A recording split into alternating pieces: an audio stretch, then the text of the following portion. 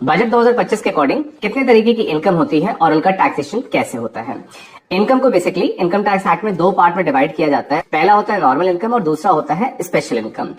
Normal income जैसे कि salary income होती है, आपकी रेंटल इनकम होती है, business income, debt mutual fund का जो कैपिटल गेन होता है, short term capital gain, share से म्यूचुअल फंड, इनके कैपिटल गेन को छोड़ करके, और इनकम फ्रॉम अदर सोर्सेज जैसे बैंक इंटरेस्ट होता है, फैमिली पेंशन और एनी अदर इनकम। अगर आपको इन तरीके की इनकम होती है तो उसको नॉर्मल इनकम बोलते हैं और इस पे आपका स्लैब रेट पे टैक्स लगता है और आपको rebate under section 87A allowed हो जाता है।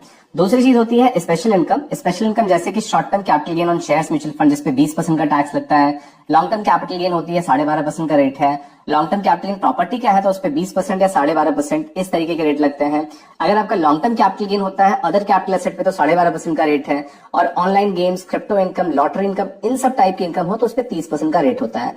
इन टाइप की इनकम्स को जिसपे स्पेसिफाइड होते हैं अलग अलग टाइप के टैक्स रेट्स, इनको बोलते हैं स्पेशल इनकम और इस पे हमेशा स्पेशल रेट से ही टैक्स लगता है। और इन इनकम के अगेंस्ट में आपको 87A सेक्शन का रिबेट अलाउड नहीं होता।